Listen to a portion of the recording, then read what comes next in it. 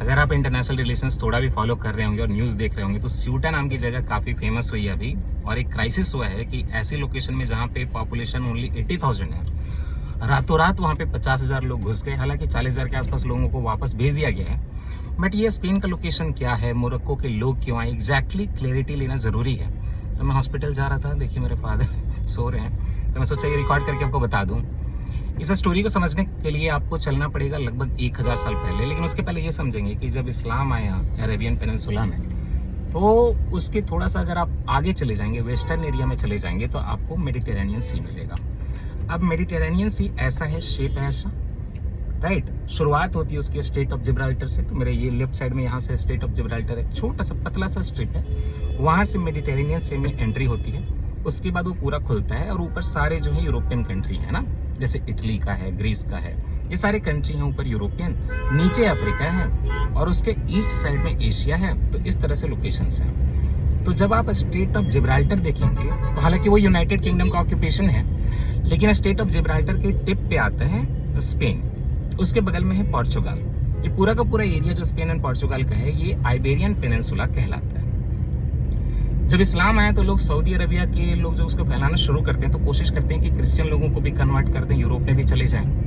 Africa में तो काफ़ी को कन्वर्ट कर दिया। तो अफ्रीका की जो जनजातियां हैं, बर्बर एंड अरब जो हैं, ये जनजातियां हैं बर्बर, है ना, तो सारे कन्वर्ट होते हैं। तो पूरा का पूरा जो नॉर्थ का अफ्रीका है वो कन्वर्ट होता है सबसे पहले, अरेबियन लैंड है वो पूरा, और सारे लोग जो है मुस्लिम बन जाते हैं। तो 711 में क्या होता है कि ये लोग आइबेरियन पेनिनसुला पहुंच जाते हैं। स्टेट ऑफ जिब्राल्टर पतला सा है, आप मोरक्को का लोकेशन ले लीजिए अफ्रीका के एकदम टॉप पे, वहाँ से मुस्लिम लोग जो हैं घुस जाते हैं क्रिश्चियन के किंगडम में। और एक वहाँ पे किंग था, उसको हरा के 711 में वहाँ पे इस्लाम इस्टेब्लिश कर देते हैं और मोस्टली लोगों को कन्वर्ट करने की शुरुआत करते हैं। लेकिन उसके लगभग 10 साल बाद ही 722 ईस्वी में, 722 AD में क्रिश्चियन लोग भी जो है अपना लड़ाई लड़ने की कोशिश करते हैं।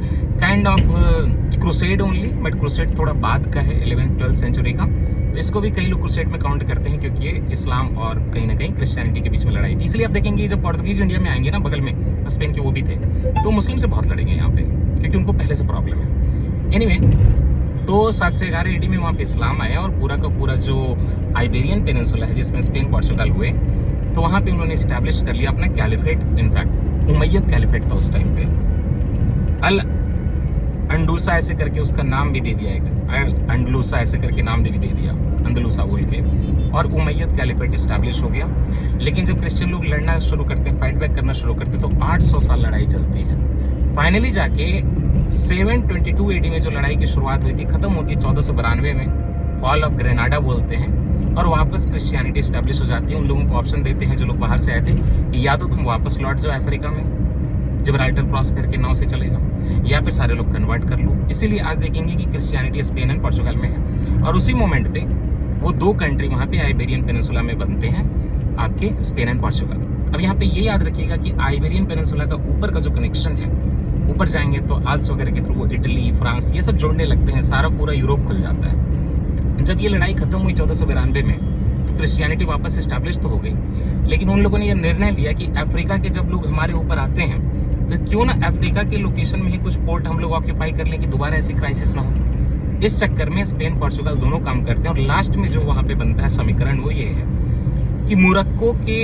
एरिया के आसपास में एक लोकेशन है, पोर्ट है स्यूटा, दूसरा है मेलिना, और इसके अलावा एक लोकेशन है जो मोरक्को मॉरिशियाना के पास पड़ता है, वो आपके वेस्टर्न एरिया में पड़ता है अफ्रीका के, उस लोकेशन का नाम है वेस्टर्न सहारा।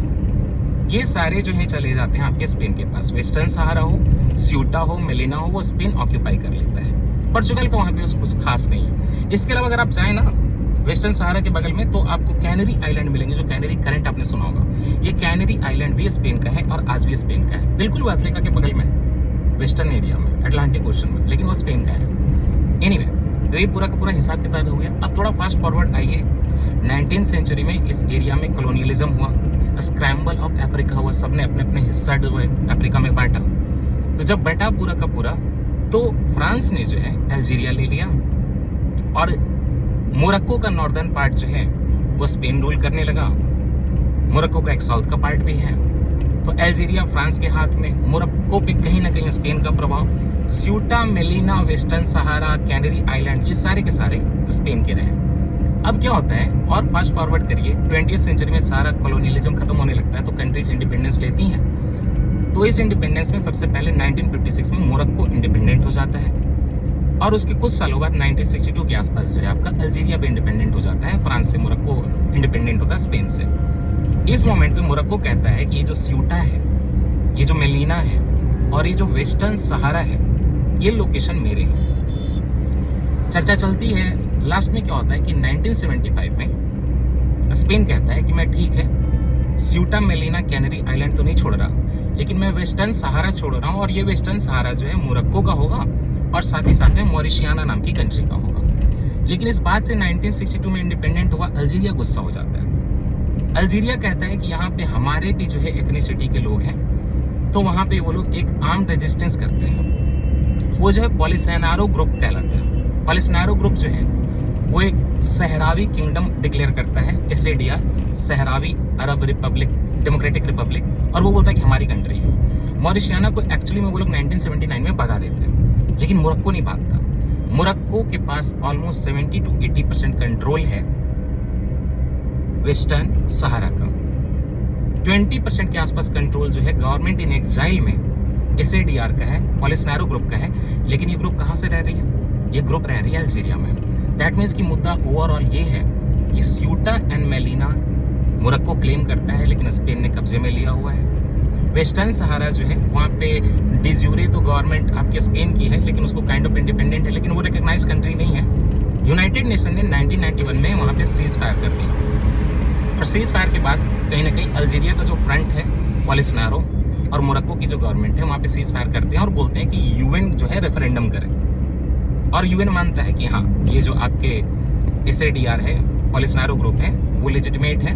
तो एक तरफ मोरक्को बैठे, एक तरफ जो है अल्जीरिया का जो मतलब ऑफिशियली तो नहीं लेकिन अनऑफिशियली जो पॉलिसारियो ग्रुप है वो बैठे और मिल बैठ के जो है रेफरेंडम करें। बट ये रेफरेंडम पोस्टपोन होता है। 2020 में जो है वापस फिर से जो है पॉलिसारियो ग्रुप ने उसने सीज फायर तोड़ दिया कि अब हम लड़ाई लड़ेंगे। तो अब मुद्दा क्या है? करंट स्टेटस ये है कि मोरक्को कहता है कि 70-80% हमारा हो ही चुका है वेस्टर्न सहारा, इसको हमारा पार्ट बना दिया जाए। UN कह रहा है कि रेफरेंडम कर लीजिए, जो जिसका पार्ट बनेगा। अल्जीरिया का ग्रुप पॉलिसारियो अनऑफिशियली जो है वो कह रहा है कि SADR है, ये पूरा हमारा का हमारा होना चाहिए। अब इसमें जो है स्पेन कहाँ से आता है? बात समझिए, स्पेन के पास एक पॉइंट ये है कि स्पेन भी चाहता है कि हाँ जो है वहाँ पे मोरक्को का राज हो। क्यों? क्योंकि स्पेन इस तरह से स्यूटा एंड मेलिना को प्रोटेक्ट करके रखेगा ताकि मोरक्को कल को उस पर भी क्लेम ना करे। एक के बदले चीज़ देनी होती तो खोनी होती है। तो इतना जो है मोरक्को को एक्सेप्टेड है। लेकिन हुआ क्या, कोविड के दौरान ये जो SADR की गवर्नमेंट इन एग्जाइल का बड़ा लीडर था, उसका इलाज स्पेन के मेडिकल कॉलेज में हुआ। इससे गुस्सा हो कि कोविड के दौरान 2021 में मोरक्को के लोगों ने बॉर्डर क्रॉस करा के स्यूटा में 8,000-10,000 लोगों को भेज दिया। स्पेन जो उनको वापस भेज देता है वहाँ से स्यूटा से। अब रिसेंटली क्यों हुआ ये? स्पेन के प्राइम मिनिस्टर ने अल्जीरिया विजिट किया, और अल्जीरिया वो कंट्री है जो कहीं ना कहीं वेस्टर्न सहारा में अपने पॉलिसारियो ग्रुप के थ्रू SADR बना के कंट्रोल करना चाहती है, जिससे मोरक्को को प्रॉब्लम है। तो मोरक्को कह रहा है कि एक तो मैं तुम्हें स्यूटा और मेलिना दे रहा हूँ, हमारी कंट्री का पार्ट हम मानते हैं। दूसरा, तुम हमारी मदद नहीं कर रहे, वेस्टर्न सहारा में भी अल्जीरिया का प्रभाव बढ़वा रहे हो, और वहाँ तुम स्पेन के प्राइम मिनिस्टर उसको विजिट कर रहे हो, उनकी कंट्री को हमारे सामने मुंह पे। ये सारे जुड़े हुए, वेस्टर्न सहारा, ट्यूनीसिया, आपका मॉरिशियाना, मोरक्को, अल्जीरिया सारे जुड़े हुए हैं, पास में नॉर्थ अफ्रीका में ही है सारे। तो इससे जो है मोरक्को नाराज है, और उसने जो है 2 दिन पहले, क्योंकि 20 जुलाई को ही प्राइम मिनिस्टर ऑफ स्पेन ने अल्जीरिया को विजिट किया, और इसीलिए ये रिएक्शन आ रहा है कि 50,000 लोगों को रातों रात घुसा दिया। अब लोगों को ये कंफ्यूजन होता है कि लैंड बॉर्डर एक्चुअली जुड़ती है स्यूटा के साथ, स्यूटा कोई आइलैंड नहीं है, तो फिर लोग सी क्यों क्रॉस कर रहे हैं? क्योंकि बहुत बड़े बड़े बॉर्डर है। तो कई जगह पे जब इतना बड़ा बॉर्डर, कटीला बॉर्डर आ जाए, जैसे देखिए इस तरह का, इसका 3 गुना बॉर्डर आ जाए, तो आप क्या करेंगे? स्विम करेंगे। 5 किलोमीटर के आसपास स्विमिंग है, डोजन से ज़्यादा लोग उसमें डूब गए। अब इसमें जो है इटली क्यों आ रहा है पिक्चर में, स्केंजिन क्यों आ रहा है पिक्चर में? देखिए, स्यूटा एंड मेलिना में अगर मोरक्को के लोग घुसते हैं जो कि अफ्रीकन हैं, तो मोस्टली को तो वहाँ से भगा दिया जाएगा, लेकिन कई लोगों को वहाँ पे ना शरणार्थी का दर्जा दे दिया जाएगा। इनफैक्ट घुसने का एक बहुत बड़ा कारण ये भी था कि रिसेंटली एक स्पेन के सुप्रीम कोर्ट ने जजमेंट दिया जिसका मिस इंटरप्रिटेशन हो गया, और वो जजमेंट ये था कि अगर कोई तैर के सी के थ्रू आ जाए स्पेन में, तो हम उसको बाहर नहीं भेजेंगे वापस। तो कई लोग इसी कारण तैर के गए। कि सुप्रीम कोर्ट का जजमेंट है स्पेन का कि वापस नहीं भेजेगा।